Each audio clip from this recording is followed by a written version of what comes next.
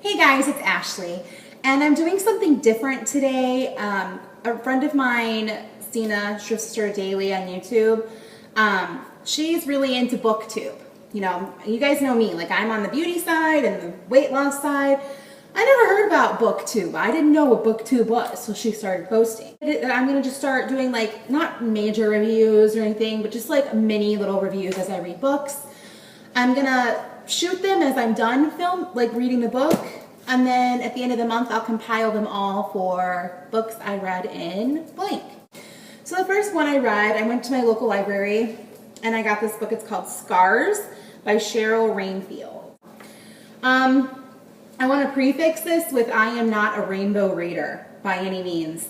I like to read books that have something to do with part of my past. Self-injury, abuse, murder, but not like murder mystery, like someone going on with their life after a murder.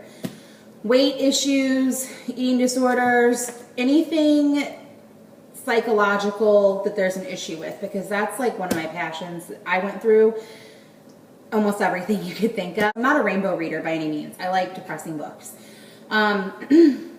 So, this book is about a girl named Kendra.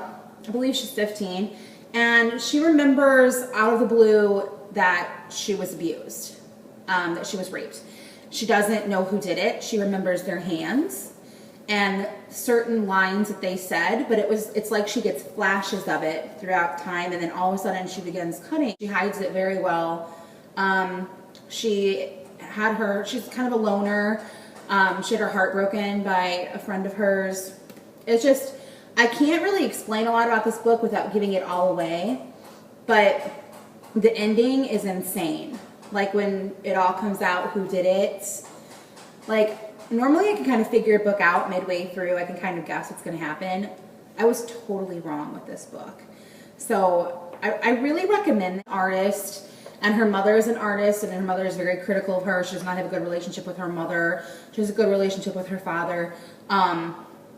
But things change, and after he found out, they kind of tiptoe around her, and it's a very good book, and it was an easy read. I read it in a couple hours. It's like 250 pages. So check this out if you're into that kind of stuff. Second book I read this week was Massive by Julia Bell, and it's a scale. It says massive. So whenever I see something weight-wise, I get it. Obviously, I don't have an eating disorder. Look at me. But I have the opposite of an eating disorder with overeating. Well, I'm doing good now, but you'll have to watch my other videos for that. But anyway, so I'm interested in that. I remember when I was a teenager, I wanted to have an eating disorder. As pathetic as that is, I was like, I wish I could do that. But I'm just interested, and when I was in the hospital, I was hospitalized for 3 months for trying to commit suicide when I was a teenager and for self-mutilation. And during my 3-month hospital stay, I learned so many things that connect eating disorders to self-injures. A lot of the same reasons, a lot of the same core meaning. So anyway, I'm fascinated by that. So anyway, this book is about a girl named Carmen. One thing that's interesting is this takes place in the UK, so some of the words used, I had to literally look up to see what it meant.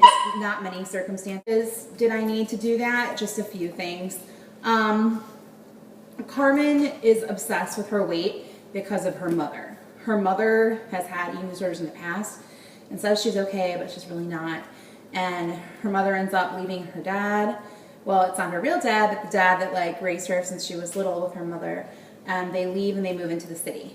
And her mother spirals out of control, and she takes Carmen with her. Carmen is not allowed to eat anymore. She's called terrible things. Like, this book makes you want to beat her mother. It makes you so mad. I read a review somewhere, it said it makes you pace the room back and forth because you're so mad you want to beat this woman. And that is exactly the case. I had to put the book down a few times because I was so upset at this young girl's mother for planting these things in her mind. At first, the book starts out and she's like sneaking Big Macs, and she eats a lot and hides it, and then it changes. Her mindset changes to more like her mother, and then it goes on and on. Again, I don't want to spoil anything, but this is a tremendously good book. This is so much better than I expected it to be. I would rate this 5 out of 5 stars, and I would rate this 4 out of 5 stars, by the way. I forgot to say that. So, Great book, again, if you're into that kind of thing. Book is called Pregnant Pause, and it's by Han Nolan. And this book is about a girl who's 16 and she gets pregnant with her boyfriend, who's not exactly very responsible. They're almost forced to get married, and her parents do mission work overseas. And so she, in order to stay with her new husband, who she's not exactly thrilled about marrying, she has to stay with him and his family and work as a counselor in a fat camp. So she's 16, pregnant, now married, not exactly happy, and she ends up meeting this one girl, and her life will change forever after meeting this camper. It's a good book. I mean, there's parts of it that's slow. It's got a big tragedy in the middle of it, and also there's some twists and turns with her pregnancy and all different kinds of things. But in the end, I would say like 4.5 stars. It's a good read. It's an easy read. I would recommend it. The next one is Beauty Queen by Linda Glovach, I'm not sure. It's a picture of her and it's got syringes here. This book is very powerful. If you like books like Go Ask Alice, which is like in diary form, then you would love this book. It's in diary form. It's her journal. It's not like a real based like how Go Ask Alice was real. This was done by a writer, but still it's in that form. And it's about her, and she doesn't have Sam. Her name's Sam. She doesn't have a whole lot of money, and she lives with her mother and her mother's boyfriend. Her mother is an extreme alcoholic, is always like knocked out, like stupid drunk, and she can't stand it anymore. And her only friend, she has a friend, Nicole, and then her best friend in the world is her cat. And she wants a better life for them. So looking for a job to get away from the chicken place that she's working at. And she ends up hearing about this topless bar place. And she ends up, through being there, spiraling downward quickly in the heroin hole, basically. It's powerful. So if you like books about drug addiction or diary form books like that, you will probably really enjoy this. It's Brownies and Broomsticks, and it's by Bailey Cates, her cats. I was disappointed with this. Oh, and this one I would rate 5 out of 5. This one I would rate like a 2. I just really didn't get into this book. I forced myself through it, and I really didn't like it. It's about a girl who finds out, it sounds really good, but it wasn't as good as it sounded. It's about a girl who finds out that, well, she goes to work with her aunt's bakery, and she finds out that her aunt's actually a witch, and so is she. And their recipes are actually spells. But then it's got like the murder mystery. Someone's murdered and they have to use their magic to find out, prove her uncle innocent. And I don't know, like, just wasn't my cup of tea.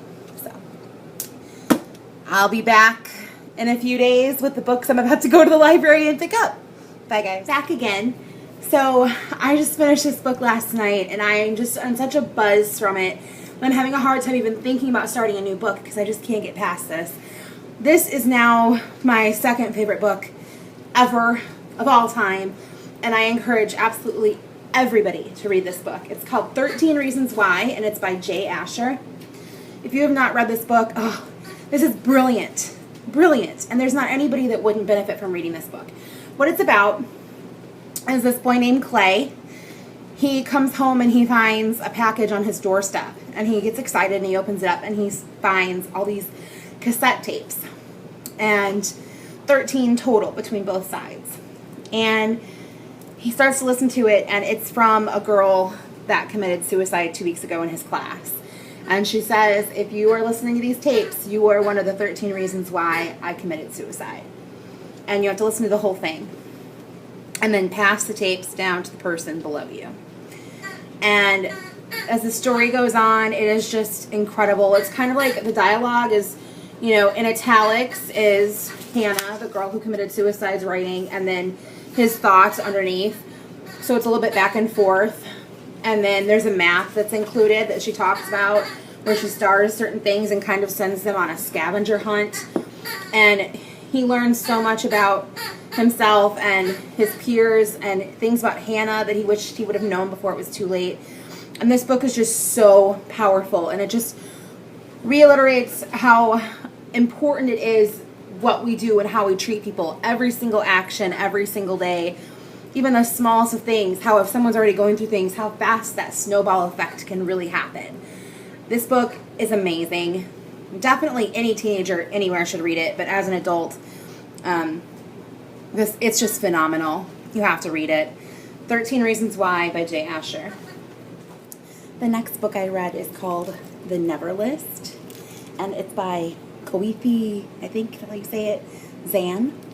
And this book is about a girl and her friend who grow up together, and they're extremely cautious. And her mother, one of the girls' mother, passed away in a car accident, so they're extremely cautious with everything that they do. So they make a list called the Never List, which means things that they never are going to do. And still, they get abducted, and they get thrown into this cellar, and they're there for 3 years, and it's brutal. And the book is about years later, one girl comes out and the other doesn't, and she's trying to find her friend's body because the kidnapper is on parole and they're trying to keep him in jail. And so she goes across the country digging up all these facts and finding out all these scary details. It's a very powerful book and very morbid. So if you're into that kind of thing, you'd like this. And this is a brand new book that just came out this month. The next one I read is I Don't Want to Be Crazy by Samantha Schultz. And this book is about, actually, the author wrote this. She suffered with anxiety. And this book is about a girl who leaves for college, and she starts having panic attacks and has horrible anxiety. And it's like in diary form. Not so much diary form, but kind of like, this kind of style. And it's really good if you have suffered from anxiety, or if you haven't and you're curious what that's like. This is a great window into that world. I would rate this book 4 out of 5 stars, and this book 4 out of 5 stars. So the last and final book that I'm reading, or that I read in the month of July, is Eleanor and Park by Rainbow Rowell. I'm not exactly sure how you say it. This is a book that is so good. It's about this girl, Eleanor, and she has kind of like a beyond messed up family. And then there's this guy, Park, who has more like the ideal family, but still has twists and turns in there with himself and feeling out of place, and and they sit together on the bus, and a unlikely relationship unfolds, and they help each other, and I can't really describe it very well. It's basically a love story. I'll put it that way.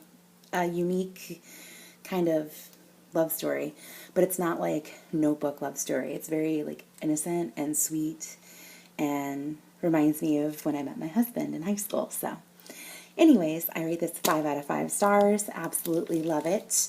I feel like I did quite a bit of reading this month, and I will be doing these videos every month from this point on because I think it's pretty fun. The next book that I'm going to start reading, the first book in August, is going to be Crank by Ellen Hopkins. So you guys will see that at the end of August. Hope you guys liked this little video. Please comment below and let me know if you've read any of these books, or give me any book recommendations, and I'll be happy to check them out.